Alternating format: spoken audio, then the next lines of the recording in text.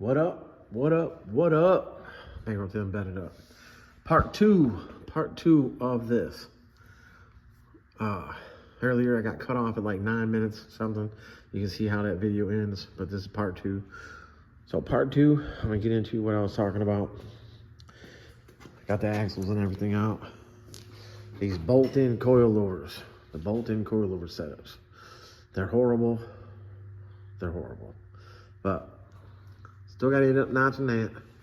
This wheel on this car is a 26 by 9. So it's 10 inches overall. So this is what I keep saying with everybody. This being 10 inches overall, this is what helps clear so much more in the back of cars. So if you guys are looking for the look, and this is the 2.65 backspace because it's a billet, reverse lit, blah, blah. Front 7-inch lit, boom, yeah.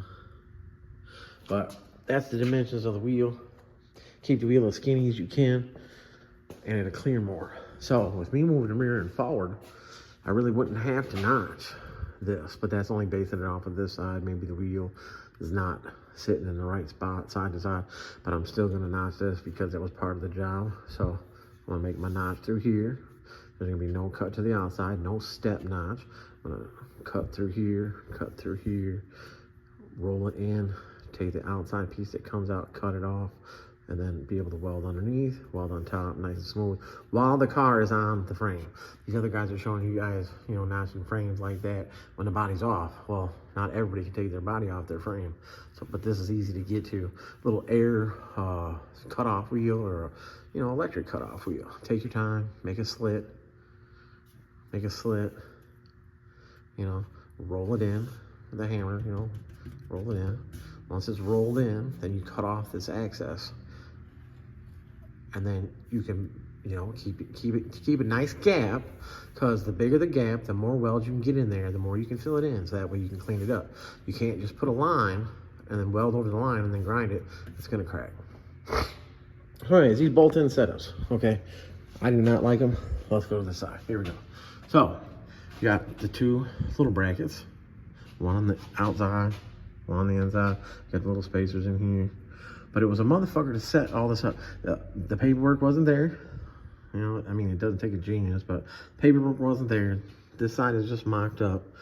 You guys do end up having to drill a hole once you get this set how you want it. See, this can still, oh, I gotta tighten now, but this thing is still twist like this.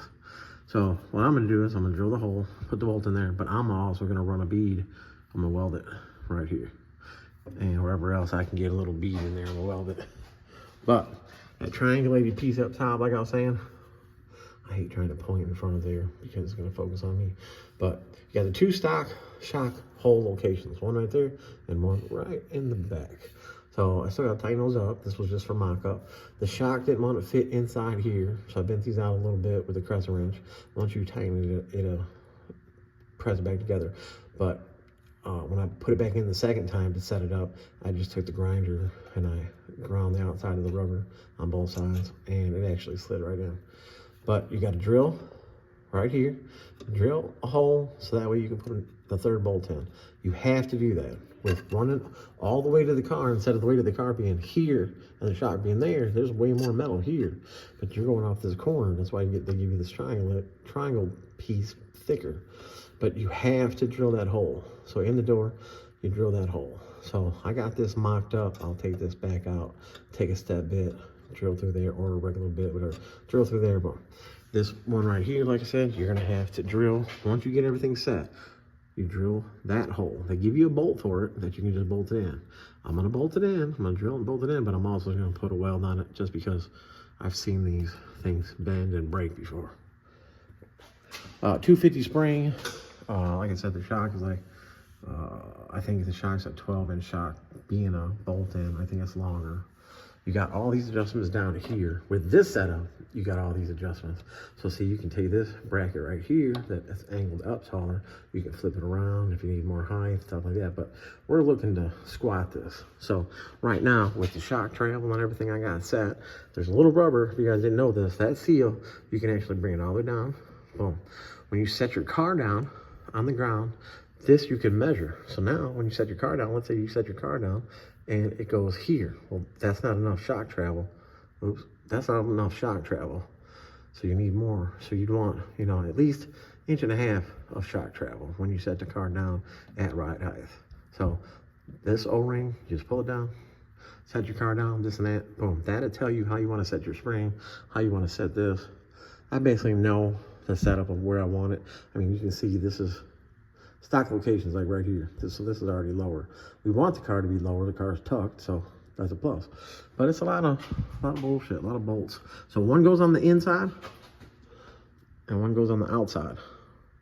And then these little pieces. And the farther out you go, the better, because then it lines up with how, God damn it, sorry, excuse me, how that angle, see how it angles, boom.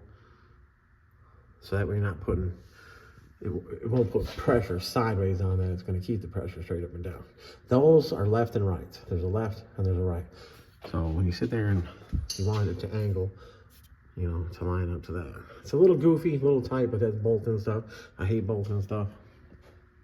I should have just put all the brackets in it, put a cross brace in it, and did it that way. But my way of doing that, I would have got rid of these and put the super drop boxes and all that. But this guy wasn't trying to go all that out. So, boom, here we are.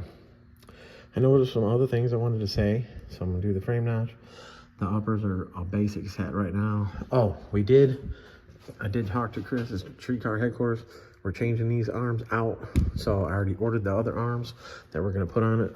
So that way, this is like 22 inches from center to center. Stock's like 20 1/4, excuse me, 22 inches, and stock like 22 1/4. So I need this to be probably 21 1/2. So a double adjustable would go in here, boom, and then you could adjust it. You can go short enough, bam, correct the painting angle, move the wheel forward where it needs to be, all that. So, yeah. I don't know what else I was gonna bullshit about. The seals, the ends, the bearings. Anytime you put a new seal in, always put grease on the seal. So when you slide the axle in,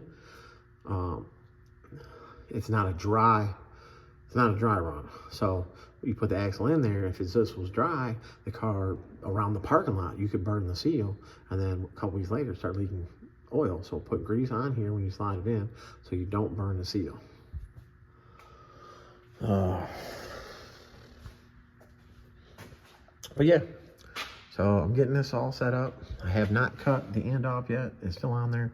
I just figured any step that I take with this car right now to getting it done, closer to getting it done, it'll get done. Any little thing. Anytime you guys are like, oh man, I got so much to do, write you a list. You seen that stuff on TV shows and shit like that? Get you a dry erase board, whatever. Write you a list. Get your notebook and just go around the car and just write shit down. This. Then you know what? Look at that list and you just go and you just start knocking one thing off at a time. Bam, bam, bam. Walk back over to the list, knock it off. Bam, bam. Go back over to the car. Boom, boom. So, but yes, again, if this thing, let's see, we're at 8:30 on the time, or you know, video duration or video whatever. This car is just like where it cut off before, but this car, a couple more little things here and there. It does not run, does not drive. That's for them. So frame notch, finish in the back, finish putting the stuff on it, re-narrow that side, bolt it all up. The cover I will be leaving off because they have to pull the axles back out to put all the brakes on it. And like I said, I clocked the ends. So as you can see, painting angle, this, that, boom, the end is clocked. So that way the caliper can sit down here so it's not smacking the frame. Not saying it's narrowed that far, but all right. So anytime, it should clear.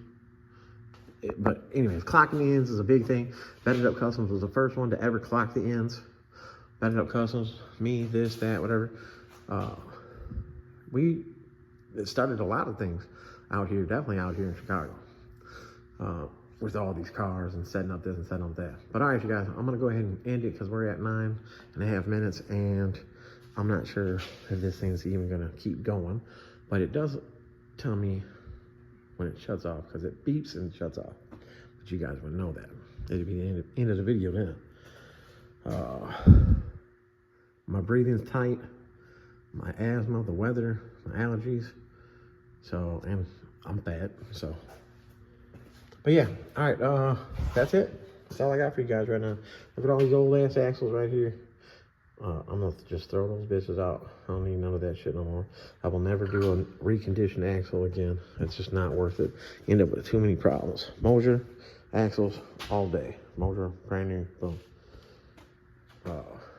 26 by 9. So keep the wheels as skinny as possible, and you'll be able to fit them a lot more, like with G bodies and stuff like that. This one right here, they got a corner and spacer on it. But this one will be going on there. That corner spacer will be coming off. There's no frame notch at all. Be frame notch in the back. I'll be trimming the lip, and I'll have this car tucked.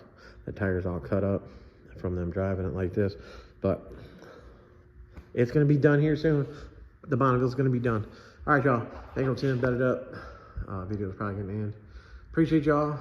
And watch my IG reels, please. Go to my IG and watch all my reels. Bet it up custom, same thing. If you're not a follower, follow me. And if you do follow me and I don't follow you back, text me, hit me up on here in a comment. Be like, yo, bro, follow me back, this and that. I'll follow you back. A lot of the times I don't see the follows, except I see a ton of blue. So, but all right, y'all. BankRoll Tim, bet it up. And I'm outies. Appreciate y'all.